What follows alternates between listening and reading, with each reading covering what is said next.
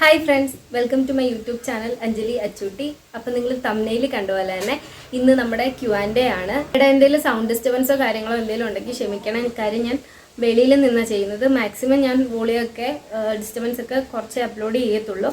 അഥവാ എന്തെങ്കിലും സൗണ്ട് ഡിസ്റ്റർബൻസോ കാര്യങ്ങളോ എന്തെങ്കിലും ഉണ്ടെങ്കിൽ നിങ്ങൾ ക്ഷമിക്കുക. ആദ്യമേ ഞാൻ നിങ്ങളോടൊരു ബിഗ് സോറി പറയുക. വേറൊന്നുമല്ല, ഞാൻ ഏകദേശം 2-3 ആഴ്ചയ്ക്ക് മുകളിലായി Q&Aയുടെ ഇത് പോസ്റ്റ് ചെയ്തിട്ട്. പക്ഷെ എനിക്ക് ചില കാരണങ്ങൾ മൂലം എനിക്ക് കറക്റ്റ് ടൈമിന് വീഡിയോ അപ്ലോഡ് ചെയ്യാൻ പറ്റിയിട്ടില്ല. അതിന് ഞാൻ നിങ്ങളോട് ആദ്യമേ ഒരു വലിയ സോറി പറയുന്നത്. ഞാൻ കണ്ടായിരുന്നു കമൻറ്റ് ബോക്സിൽ ചേച്ചി Q&Aയുടെ വീഡിയോ എന്തെന്നൊക്കെ ചോദിച്ചിട്ട് നിങ്ങൾ കമൻറ്റ് ചെയ്യുന്നത്. പറ്റുന്നതിനൊക്കെ ഞാൻ റിപ്ലൈയും തന്നിട്ടുണ്ടായിരുന്നു. ഇത് നമ്മുടെ ചാനലിൽ ഫസ്റ്റ് ടൈം ആണല്ലോ ഞാൻ ഇങ്ങനെ ഒരു Q&A പോലെ ഒരു ലോങ് വീഡിയോ അപ്ലോഡ് ചെയ്യുന്നത്. അപ്പോൾ അതിൻ്റേതായിട്ടുള്ള കുറ്റങ്ങൾ എന്തെങ്കിലും ഉണ്ടെങ്കിൽ നിങ്ങൾ ക്ഷമിക്കുക. കാരണം എഡിറ്റിങ്ങിലോ അല്ലെങ്കിൽ ഞാൻ പറയുന്ന കാര്യത്തിലോ എന്തെങ്കിലും മിസ്റ്റേക്കോ കാര്യങ്ങളോ എന്തെങ്കിലും ഉണ്ടെങ്കിൽ ക്ഷമിക്കുക. സോ അപ്പോൾ നമുക്ക് ഒട്ടും ലാഗടിക്കാതെ നമ്മുടെ വീഡിയോയിലോട്ട് പോകാം. നമുക്ക് ടോട്ടൽ 65 ക്വസ്റ്റ്യൻസ് ആട്ടോ വന്നേക്കുന്നത്. അതുകൊണ്ട് ഞാനത് പാർട്ട് 1 പാർട്ട് 2 ആയിട്ട് ചെയ്യാമെന്നാണ് വിചാരിക്കുന്നത്. കാര്യം എല്ലാം കൂടെ ഞാൻ ഈ ഒരു വീഡിയോയിൽ അപ്ലോഡ് ചെയ്യാമെന്നുണ്ടെങ്കിൽ ഭയങ്കര ഒരു ലോങ് വീഡിയോ ആയിപ്പോവും. അതുകൊണ്ട് നമുക്കിത് പാർട്ട് 1 പാർട്ട് 2 ആയിട്ട് ചെയ്യാം. സോ നമ്മുടെ ഫസ്റ്റ് ക്വസ്റ്റ്യൻ ചോദിച്ചേക്കുന്നത് എൻ്റെ പ്ലേസ് ആണ്. എൻ്റെ പ്ലേസ് നൂറനാട്, അതായത് ആലപ്പുഴ ജില്ലയിൽ നൂറനാടാണ് എൻ്റെ സ്ഥലം. അതുപോലെ പടനിലം എന്നും പറയും. കറക്റ്റ് സ്ഥലം നമുക്ക് പറയുകയാണെങ്കിൽ പടനിലം. കൂടുതലും നൂറനാട് എന്നുള്ള ഇതാണല്ലോ ഫേമസ്, അതുകൊണ്ടാണ് ഞാൻ അങ്ങനെ പറഞ്ഞത്. എൻ്റെ സ്ഥലം വന്നിട്ട് ആലപ്പുഴ ജില്ലയിൽ നൂറനാട്. എൻ്റെ ഏജാണ് ചോദിച്ചേക്കുന്നത്. എൻ്റെ ഏജ് 22 ഇപ്പം. എൻ്റെ ഫാമിലിയിൽ അച്ഛൻ, അമ്മ, അനിയൻ, പിന്നെ ഞാൻ അടങ്ങുന്നൊരു കുട്ടി ഫാമിലിയാണ് ഞങ്ങളുടെ. Are you taking these videos by your self? അതെ, എൻ്റെ എല്ലാ വീഡിയോസും ഞാൻ എടുക്കുന്നത് ഒറ്റയ്ക്കാനാണ്, എഡിറ്റ് ചെയ്യുന്നതും ഒറ്റയ്ക്കാനാണ്. പിന്നെ ഞാൻ നമ്മുടെ വാലന്റൈൻസ് ഡേക്ക് മുമ്പ് വാലന്റൈൻസ് ഡേ ആയിട്ട് ബന്ധപ്പെട്ട് ഒരു വീഡിയോ ചെയ്തിട്ടുണ്ടായിരുന്നു. അത് എൻ്റെ ഫ്രണ്ട്സ് ആയിരുന്നു എനിക്ക് എടുത്തു തന്നത്. കാര്യം അത് അങ്ങനത്തെ ഒരു വീഡിയോ ആയിരുന്നു. കാര്യം അത് ഒരാൾ എടുത്തു തന്നാലേ നമുക്ക് പറ്റത്തുള്ളൂ. അങ്ങനെയുള്ള ഒരു വീഡിയോ ആയതുകൊണ്ട് അത് എൻ്റെ ഫ്രണ്ട്സ് എനിക്ക് എടുത്തു തന്നത്. ഈ കോണ്ടന്റ് എല്ലാം റിയൽ ലൈഫ് എക്സ്പീരിയൻസ് ആണോ? കുറേയൊക്കെ ഞാൻ എൻ്റെ റിയൽ ലൈഫിൽ എക്സ്പീരിയൻസ് ചെയ്തിട്ടുള്ള കാര്യങ്ങളും കുറേയൊക്കെ ഞാൻ കണ്ട് വളർന്നിട്ടുള്ള കാര്യങ്ങളും ഞാൻ വീഡിയോസ് ആക്കിയിട്ടുണ്ട്. എനിക്ക് തോന്നുന്നു ഒരു 90% എൻ്റെ റിയൽ ലൈഫ് എക്സ്പീരിയൻസ് തന്നെയാണ്. ബാക്കി 10% ഞാൻ ഇപ്പോൾ സ്കൂൾ ഡേയ്സിൽ കണ്ട കാര്യങ്ങളും കോളേജ് ടൈമിൽ കണ്ട കാര്യങ്ങളൊക്കെ ഞാൻ വീഡിയോ ആക്കിയിട്ടുണ്ട്. ഒരു ബോയ് ആയിട്ട് ജനിക്കണമെന്ന് തോന്നിയിട്ടുണ്ടോ? ഉണ്ട്. ചെറുപ്പത്തിലൊക്കെ ഞാൻ വിചാരിച്ചിട്ടുണ്ട് ഒരു ബോയ് ആയിരുന്നെങ്കിൽ എന്ന്. കാരണം എൻ്റെ വീട്ടിൽ നിന്ന് എനിക്ക് എക്സ്പീരിയൻസ് ചെയ്യേണ്ടി വന്നിട്ടില്ലെങ്കിൽ നമ്മൾ ഈ വെളിയിലോട്ടൊക്കെ അല്ല റിലേറ്റീവ്സിൻ്റെ ഒക്കെ അടുത്ത് നിന്ന് കഴിയുമ്പോൾ നമ്മൾ കാലൊന്ന് പൊക്കിയിരുന്ന് കഴിഞ്ഞാൽ ഉടനെ ചോദിക്കും, അങ്ങനെ ഇരിക്കാവോ, പെൺപിള്ളേർ അങ്ങനെ ഇരിക്കാവോ.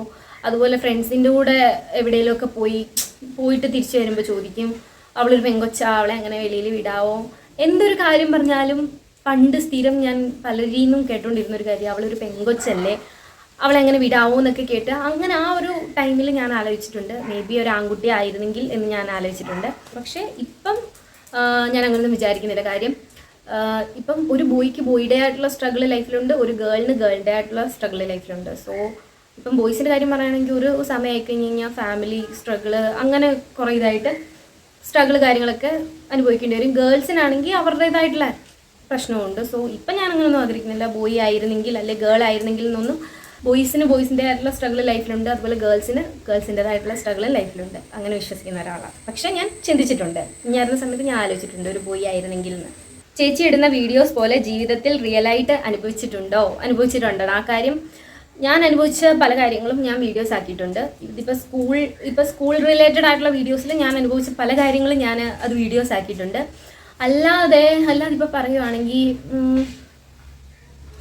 ഒരു അസൈൻമെൻറ്റിൻ്റെ വീഡിയോ പോലെ ഞാൻ ചെയ്തിട്ടുണ്ടല്ലോ. This is how students lose interest on the teachers എന്ന് പറഞ്ഞിട്ട് ഞാൻ ഒരു വീഡിയോ ചെയ്തിട്ടുണ്ട്. അത് ശരിക്കും എനിക്ക് അങ്ങനെ എൻ്റെ ഒരു ടീച്ചറിനോടുള്ള ഇൻട്രസ്റ്റ് എനിക്ക് പോയത്. കാര്യം നമ്മൾ അത്രയും കഷ്ടപ്പെട്ട് ഉറക്കമുളച്ചിരുന്ന് അസൈൻമെൻറ്റ് ഒക്കെ നമ്മൾ കൊണ്ട് സബ്മിറ്റ് ചെയ്യുന്ന സമയത്ത് അവർ ഒരു വാല്യൂം തരില്ല. അവർക്കൊരിത് കാണും. അവർ ഓൾറെഡി മനസ്സിലിങ്ങനെ ഉറപ്പിച്ച് വെച്ചേക്കും, ഇന്ന കുട്ടികളുടെ സെലക്ട് ചെയ്യാം എന്ന് അവരിങ്ങനെ ഉറപ്പിച്ച് വെച്ചിട്ടുണ്ടാവും. അപ്പോൾ നമ്മുടേത് ജസ്റ്റ് ചുമ്മാ അവരിങ്ങനെ നോക്കും, ടിക്ക് ചെയ്ത് വിടും. ഇങ്ങനെ അവർ ചോന നോക്കത്ത് പോലും ഇല്ല, ചുമ്മാ എവിടെയെങ്കിലും നോക്കി എന്തെങ്കിലുമൊക്കെ സംസാരിച്ചിട്ടായിരിക്കും അവർ ടിക്ക് ചെയ്ത് വിടുന്നത്. അങ്ങനെ ഒരു വീഡിയോ എക്സാമ്പിൾ പറഞ്ഞ് വേറെ വീഡിയോസ് ഞാൻ ചെയ്തിട്ടുണ്ട്. അങ്ങനെ ഒരു വീഡിയോ ഞാൻ ചെയ്തിട്ടുണ്ട്. അതെൻ്റെ റിയൽ ലൈഫ് എക്സ്പീരിയൻസ് തന്നെ ആയിരുന്നു. ഞങ്ങൾക്ക് തരാൻ പറ്റുന്ന ഒരു മോട്ടിവേഷൻ പറയാമോ?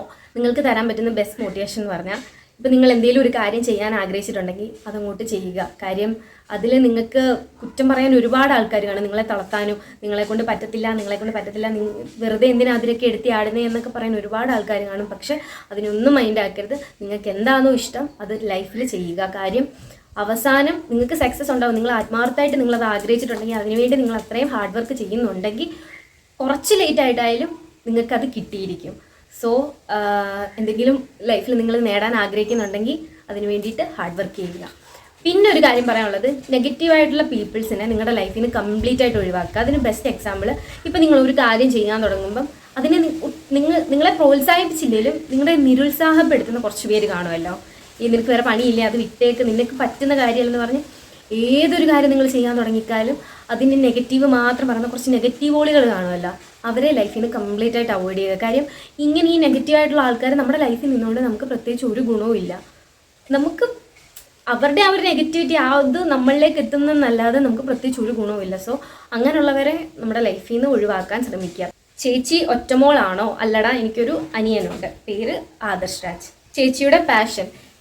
എൻ്റെ പാഷനാണ് ഞാനിപ്പോൾ ഫോളോ ചെയ്യുന്നത്. എനിക്ക് ഭയങ്കര ആഗ്രഹമായിരുന്നു ഒരു കോണ്ടന്റ് ക്രിയേറ്റർ ആവണം എന്നുള്ളത്. എൻ്റെ ഒരു വലിയ ഡ്രീം ആയിരുന്നു. സോ അത് തന്നെയാണ് ഞാനിപ്പോൾ ഫോളോ ചെയ്യുന്നത്. ഞാൻ പിന്നെയും ഒരു +2 ആ ഒരു ടൈമൊക്കെ ആയപ്പോഴേ എനിക്ക് കോണ്ടന്റ് ക്രിയേഷൻ സ്റ്റാർട്ട് ചെയ്യണമെന്ന് നല്ല ആഗ്രഹം ഉണ്ടായിരുന്നു. പിന്നെ ഞാൻ വിചാരിച്ചു വേണ്ട, പഠിത്തം ഒന്ന് കംപ്ലീറ്റ് ആവട്ടെ, ഡിഗ്രി ഒന്ന് കഴിയട്ടെ എന്ന് കരുതി ഞാൻ എൻ്റെ ഡിഗ്രി ലൈഫ് തീരാൻ വേണ്ടി ഞാൻ നോക്കിയിരിക്കുകയായിരുന്നു. സോ എൻ്റെ പാഷനെയാണ് ഞാൻ ഫോളോ ചെയ്യുന്നത്. എനിക്കൊരു നല്ല എല്ലാവരും ഇഷ്ടപ്പെടുന്നതെന്ന് നമുക്ക് പറയാൻ പറ്റത്തില്ല. എന്തായാലും നമ്മളൊരു ഫീൽഡ് നിൽക്കുമ്പോൾ നമുക്ക് നെഗറ്റീവായിട്ടുള്ള ആൾക്കാരും കാണും, പോസിറ്റീവായിട്ടുള്ളവരും കാണും, നമ്മളെ അക്സെപ്റ്റ് ചെയ്യുന്നവരും കാണും, എന്നാൽ നമ്മളെ ഒട്ടും അംഗീകരിക്കാത്തവരും കാണും. നല്ലൊരു കോണ്ടന്റ് ക്രിയേറ്റർ ആവണം എന്നാണ് എൻ്റെ ആഗ്രഹം. Your favourite actor? എനിക്കങ്ങനെ ഫേവറേറ്റ് ആക്ടർ എന്ന് പറയാൻ ആരുമില്ല, എനിക്ക് എല്ലാവരെയും ഇഷ്ടമാണ്. ഫേവറേറ്റ് മൂവി എന്ന് പറയാനും അങ്ങനെയില്ല. പക്ഷെ എനിക്ക് ഈ പഴയ സിനിമയൊക്കെ ഭയങ്കര ഇഷ്ടമാണ്. കാര്യം ഇപ്പം ഞാൻ ഫുഡ് കഴിക്കാനൊക്കെ ഇരിക്കുമ്പം നമ്മുടെ മറ്റേ ശ്രീകൃഷ്ണപുരത്തെ നക്ഷത്രത്തിലൊക്കെ ആ മൂവിയില്ലേ, അത് ഞാനെടുത്ത് ഇങ്ങനെ കണ്ടുകൊണ്ടിരുന്നു ഞാൻ ഫുഡ് കഴിക്കുന്നത്. അപ്പോൾ അമ്മ എന്നോട് ചോദിക്കും, നിനക്ക് വല്ല കുഴപ്പമുണ്ടോ, നീ ഇങ്ങനെ എപ്പോൾ നോക്കിയാൽ ഈ സിനിമ നീ എടുത്ത് വെച്ചിരുന്ന് കാണുന്നത്? അതിനൊരു റീസൺ വന്നിട്ട് ഈ പഴയ സിനിമയൊക്കെ കാണുമ്പോൾ ഞാൻ പോലും അറിയാതെ ഞാൻ എൻ്റെ കുട്ടിക്കാലത്തോട്ട് പോകും. അപ്പം മൈൻഡിന് വല്ലാത്തൊരു റിലാക്സേഷനാണ് കിട്ടുന്നത്. സോ എനിക്ക് പഴയ മൂവീസൊക്കെ ഭയങ്കര ഇഷ്ടമാണ്. പ്രത്യേകിച്ച് ഈ ശ്രീകൃഷ്ണപുരത്തെ നക്ഷത്രത്തിലൊക്കെ എനിക്ക് ഭയങ്കര ഇഷ്ടം. എത്ര കണ്ടാലും എനിക്ക് മടുക്കത്തില്ല. എല്ലാ ദിവസവും ഞാൻ ഫുഡ് കഴിക്കുന്ന സമയത്ത് ആ മൂവി എടുത്ത് വെച്ചാൽ കാണുന്നത്. സോ എനിക്ക് ആ സിനിമ ഭയങ്കര ഇഷ്ടമാണ്. ഒരു ഗിവ് അവേ നടത്താമോ? ഉറപ്പായിട്ട് ഞാൻ പ്ലാൻ ചെയ്യുന്നുണ്ട് ഒരു ഗിവ് അവേ നടത്തുന്ന കാര്യം. ഒട്ടും താമസിക്കാതെ തന്നെ ഞാനൊരു ഗിവ് അവേ അനൗൺസ് ചെയ്യുന്നതായിരിക്കും. ലൈഫിൽ മറക്കാൻ പറ്റാത്ത ഇൻസിഡൻറ്റ് പറയാമോ?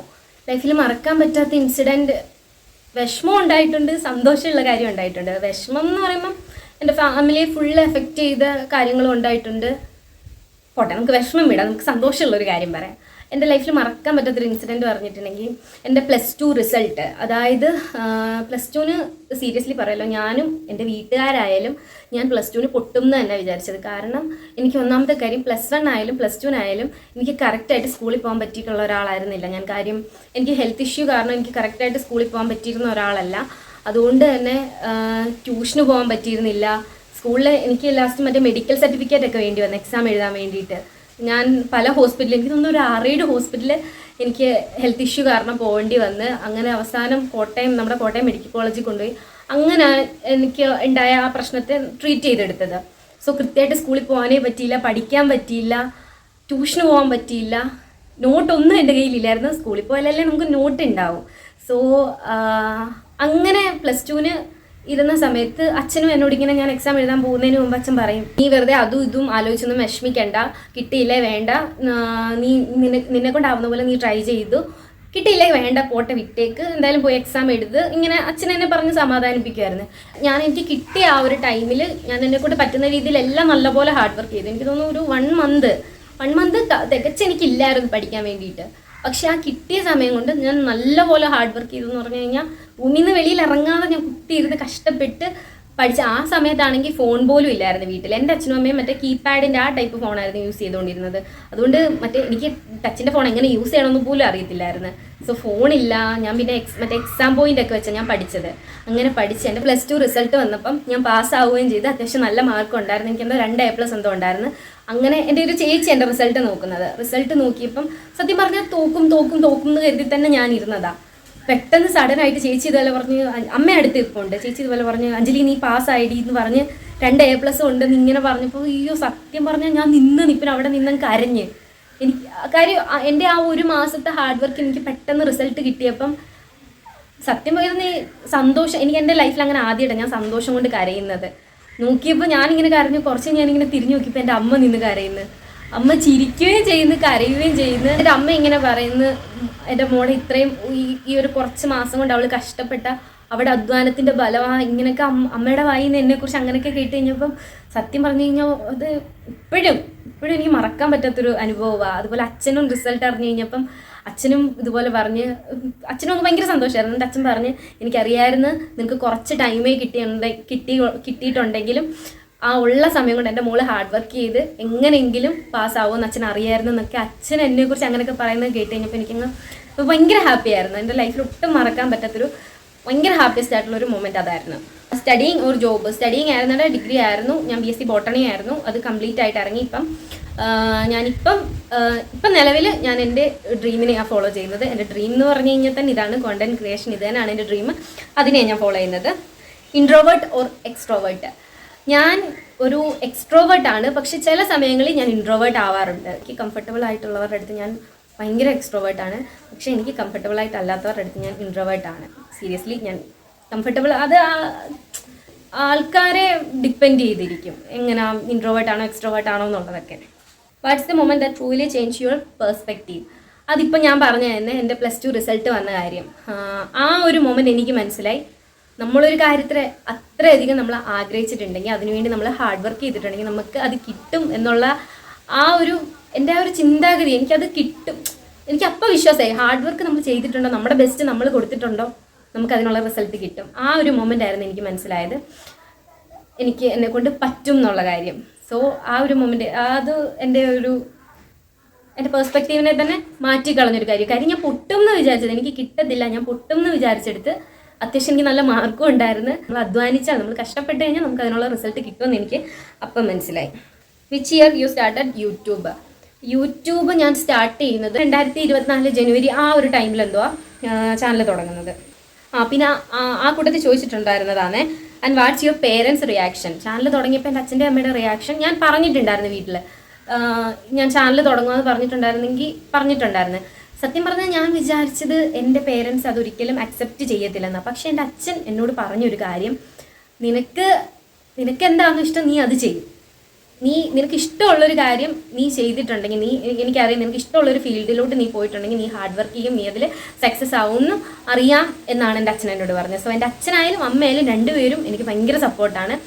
ചാനൽ തുടങ്ങിയ സമയത്തായാലും ഇപ്പോഴും എൻ്റെ അച്ഛനും അമ്മയും ചോദിക്കും, മോളെ സബ്സ്ക്രൈബേഴ്സ് എത്രയായി, വ്യൂസ് കയറുന്നുണ്ടോ, എൻ്റെ കമൻസ് ഒക്കെ ഞാൻ ഇങ്ങനെ അവർക്ക് വായിച്ചു കൊടുക്കും. സോ എൻ്റെ അച്ഛനും അമ്മയും ഭയങ്കര സപ്പോർട്ടായിരുന്നു. ചാനൽ സ്റ്റാർട്ട് ചെയ്തത് കൊണ്ട് കിട്ടിയ advantages and disadvantages. Channel start ചെയ്തിട്ട് എനിക്ക് അഡ്വാൻറ്റേജസ് പറയുകയാണെങ്കിൽ, ഞാൻ കാരണം കുറേ കുട്ടികൾക്ക് കോൺഫിഡൻസ് കൂടിയിട്ടുണ്ടെന്ന് പറഞ്ഞിട്ട് എനിക്ക് ഇൻസ്റ്റയിൽ കുറേ പേര് മെസ്സേജ് അയച്ചിട്ടുണ്ട്, ചേച്ചി എൻ്റെ കോൺഫിഡൻസ് കൂടാൻ ചേച്ചിയുടെ വീഡിയോസ് ഒരുപാട് ഹെൽപ്പ് ചെയ്തിട്ടുണ്ട്. പിന്നെ അതുപോലെ പല കുട്ടികളും അവരുടെ പ്രശ്നം, ഇപ്പം റിലേഷൻഷിപ്പിലായിട്ടുള്ളതായാലും അല്ലാതെ ഫാമിലി ബേസ് ചെയ്തിട്ടുള്ളതായാലും പ്രശ്നം വന്ന് എനിക്ക് മെസ്സേജ് അയക്കും. അപ്പം ഞാൻ എന്നെക്കൊണ്ട് പറ്റുന്ന രീതിയിൽ അവർക്കുള്ള സൊല്യൂഷൻ അല്ലെ അവരെ സമാധാനിപ്പിക്കാൻ ഞാൻ നോക്കുമ്പോൾ ലാസ്റ്റ് അവരുടെ ഒരു മെസ്സേജ് ഉണ്ട്, സത്യം പറഞ്ഞ ചേച്ചിയോട് സംസാരിച്ച് കഴിഞ്ഞപ്പം ഒരുപാട് സന്തോഷം തോന്നി, മനസ്സിനൊരു സമാധാനം തോന്നി, ഇപ്പം എന്ത് ചെയ്യണമെന്ന് ഞങ്ങൾക്ക് അറിയാം എന്നൊക്കെ പറഞ്ഞ് അവരിങ്ങനെ മെസ്സേജ് അയക്കുമ്പം, അതുപോലെ എൻ്റെ വീഡിയോസ് ഇഷ്ടമാണെന്ന് പറഞ്ഞ് മെസ്സേജ് അയക്കുമ്പം അപ്പോഴേക്കും എനിക്ക് കിട്ടുന്ന സന്തോഷം എന്ന് പറഞ്ഞു കഴിഞ്ഞാൽ പറഞ്ഞറിയിക്കാൻ പറ്റത്തില്ല, അതുപോലെ എനിക്ക് സന്തോഷം തോന്നാറുണ്ട്. സോ ഇതൊക്കെ തന്നെയാണ് എനിക്ക് ചാനൽ സ്റ്റാർട്ട് ചെയ്തത് കൊണ്ട് കിട്ടിയ അഡ്വാൻറ്റേജസ്. പിന്നെ ഡിസഡ്വാൻറ്റേജസിനെ കുറിച്ച് പറയുകയാണെങ്കിൽ അങ്ങനെ ഡിസഡ്വാൻറ്റേജസ് ആയിട്ട് എനിക്ക് അങ്ങനെ ഒന്നും വന്നിട്ടില്ല. എനിക്ക് അഡ്വാൻറ്റേജസ് ആയിട്ടുള്ള കാര്യങ്ങളുണ്ട്, പിന്നെ നെഗറ്റീവ് കമൻറ്റ് കാര്യങ്ങളൊക്കെ ഉണ്ടാവാറുണ്ട്. പക്ഷെ ഞാൻ അതിനൊന്നും കാര്യമാക്കുന്നില്ല. കാര്യം അവരവരുടെ അഭിപ്രായം പറയുന്നു. സോ ഞാൻ അതിനെയൊന്നും അത്ര കാര്യമായിട്ട് എടുക്കുന്നില്ല. എനിക്ക് ശരിക്കും ചാനൽ തുടങ്ങിയതിന് ശേഷം അഡ്വാൻറ്റേജസ് മാത്രമേ ഉണ്ടായിട്ടുള്ളൂ. Relatives reaction after uploading videos related to റിലേറ്റീവ്സിന് അവർക്ക് മെയിനായിട്ട് അറിയാം ഞാൻ അവരെ ഉദ്ദേശിക്കുന്നെന്നുള്ളത്. പലർക്കും അറിയാം. ഒരാൾ എൻ്റെ അടുത്ത് വന്ന് ചോദിച്ചത്, നീ എനിക്കിട്ടൊന്ന് കുത്തിയതാണല്ലേ? അപ്പം ഞാൻ പറഞ്ഞു, മേ ബി നിനക്കത് കണ്ടു കഴിഞ്ഞപ്പോൾ നിനക്കിട്ട് കുത്തിയതാണെന്ന് തോന്നുന്നുണ്ടെങ്കിൽ അത് നിൻ്റെ ക്യാരക്ടർ അതാണ്, അതുകൊണ്ടാണ് നിനക്ക് അങ്ങനെ തോന്നുന്നതെന്ന് ഞാൻ മുഖത്ത് നോക്കി പറഞ്ഞിട്ടുണ്ട്. അല്ലാതെ ഞാൻ അവരുടെ കൂടുതൽ അഭിപ്രായമോ കാര്യങ്ങളൊന്നും ചോദിക്കാൻ പോകത്തില്ല. Who is your role model? എൻ്റെ റോൾ മോഡൽ അതെൻ്റെ അച്ഛനാണ്. കാരണം അതിന് മെയിനായിട്ടുള്ള റീസൺ വന്നിട്ട്, ഇപ്പം എന്തെങ്കിലും ഒരു പ്രശ്നം ലൈഫിൽ ഉണ്ടാവുകയാണെന്നുണ്ടെങ്കിൽ എൻ്റെ അച്ഛൻ ആ പ്രശ്നത്തെക്കുറിച്ച് ഓർത്ത് വിഷമിച്ചിരിക്കില്ല. എൻ്റെ അച്ഛൻ ആദ്യമേ ആ പ്രശ്നത്തിനുള്ള സൊല്യൂഷനായിരിക്കും പറയുന്നത്. ഉണ്ടായി, സംഭവിച്ചത് സംഭവിച്ചു, അത് വിട്ടേക്ക്, ഇനി മുന്നോട്ടുള്ള കാര്യം എന്തുവാന്ന് വെച്ചാൽ അത് നമുക്ക് നോക്കാം. എൻ്റെ അച്ഛൻ അങ്ങനെ ചിന്തിക്കുന്നത്. എൻ്റെ അച്ഛൻ ഒരിക്കലും ഉണ്ടായ ഒരു പ്രശ്നത്തെ അതിങ്ങനെ വെച്ചുകൊണ്ട് അയ്യോ അങ്ങനെ ഉണ്ടായാലോ എന്ന് ഓർത്ത് ഒരിക്കലും ടെൻഷൻ അടിക്കുന്നത് ഞാൻ കണ്ടിട്ടില്ല. എൻ്റെ അച്ഛന് ആദ്യമേ ഒരു പ്രശ്നം ഉണ്ടായി കഴിഞ്ഞാൽ അതിനുള്ള സൊല്യൂഷൻ ആയിരിക്കും പറയുന്നത്. അച്ഛൻ ഫുൾ ടൈം പോസിറ്റീവായിട്ടിരിക്കുന്ന ഒരാളാണ്. സോ എൻ്റെ റോൾ മോഡൽ എൻ്റെ അച്ഛൻ തന്നെ. അച്ഛൻ അങ്ങനെ ഒരു രൂപ പോലും വെറുതെ കളയുന്നത് ഞാൻ കണ്ടിട്ടില്ല. എല്ലാം എന്തുണ്ടെങ്കിലും അതുപോലെ സേവിങ്സ് എൻ്റെ മക്കൾക്ക് വേണ്ടിയല്ലേ, ഞങ്ങളുടെ ഫ്യൂച്ചറിന് വേണ്ടിയിട്ടെന്ന് പറഞ്ഞ് മാറ്റി വെച്ച് നല്ലപോലെ ഹാർഡ് വർക്ക് ചെയ്യുന്നൊരു വ്യക്തിയാണ് എൻ്റെ അച്ഛൻ. സോ എൻ്റെ റോൾ മോഡൽ എൻ്റെ അച്ഛൻ തന്നെ. അപ്പം നമ്മുടെ പാർട്ട് 1 ഇത്രയേ ഉള്ളൂ. ഞാൻ കുറച്ച് ക്വസ്റ്റ്യൻസ് ഇതിൽ നിന്ന് നിങ്ങൾ ചോദിച്ചതിൽ നിന്ന് എടുത്തത്. ബാക്കി ഞാനൊരു പാർട്ട് 2 ആയിട്ട് എന്തായാലും അപ്ലോഡ് ചെയ്യുന്നതായിരിക്കും. പിന്നെ പറയാനുള്ളത്, നിങ്ങളുടെ കമൻറ്റും കാര്യങ്ങളും എല്ലാം ഞാൻ കാണാറുണ്ട്. സത്യം പറഞ്ഞു കഴിഞ്ഞാൽ അത് കണ്ടു കഴിയുമ്പോൾ എനിക്ക് ഒരുപാട് സന്തോഷം തോന്നാറുണ്ട്. പിന്നെ പറയാനുള്ളൊരു കാര്യം, എടാ നിങ്ങളിങ്ങനെ കമൻറ്റിൻ്റെ താഴെ വന്ന് പിൻ ചെയ്യുന്ന കാര്യം പറയുന്നുണ്ടല്ലോ, നമുക്ക് ശരിക്കും കമൻറ്റിൽ ഒരാളെ പിൻ ചെയ്യാനേ പറ്റത്തുള്ളൂ. അപ്പോൾ മാക്സിമം നിങ്ങൾ ഞാൻ ഷോർട്സ് ഇടുന്ന ടൈമിൽ നിങ്ങൾ ആദ്യം വന്ന് കമൻറ്റ് ചെയ്യാൻ പറയണം, നമുക്ക് പിൻ ചെയ്യാൻ പറയണം. ആദ്യമേ പിൻ ചെയ്യാൻ പറയുന്ന ആളെ ആയിരിക്കും ഞാൻ അവിടെ പിൻ ചെയ്ത് വെക്കുന്നത്. അല്ലാതെ ഞാൻ അറിഞ്ഞുകൊണ്ട് പിൻ ചെയ്യാത്ത അല്ല കേട്ടോ. കാര്യം നമുക്ക് ഒരു ഓപ്ഷനേ ഉള്ളൂ, ഒരാളെ നമുക്ക് പിൻ ചെയ്യാൻ പറ്റത്തുള്ളൂ. അതുകൊണ്ടാണ് ഞാൻ ഒരാളെ പിൻ ചെയ്യുന്നത്. സോ അപ്പോൾ നിങ്ങൾക്ക് എൻ്റെ വീഡിയോ ഇഷ്ടപ്പെട്ടെന്ന് വിശ്വസിക്കുന്നു. എന്തെങ്കിലും മിസ്റ്റേക്കോ കാര്യങ്ങളോ എന്തെങ്കിലും ഉണ്ടെങ്കിൽ നിങ്ങൾ ക്ഷമിക്കാം, നമുക്ക് അടുത്ത തവണ ശരിയാക്കാം. അതുപോലെ നിങ്ങളുടെ അഭിപ്രായവും കാര്യങ്ങളും എല്ലാം കമൻറ്റ് ബോക്സിൽ കമൻറ്റ് ചെയ്യാൻ മറക്കരുത്. ഇനി ഒട്ടും താമസിക്കാതെ ഞാൻ പാർട്ട് 2 എന്തായാലും അപ്ലോഡ് ചെയ്യുന്നതായിരിക്കും. Thank you so much.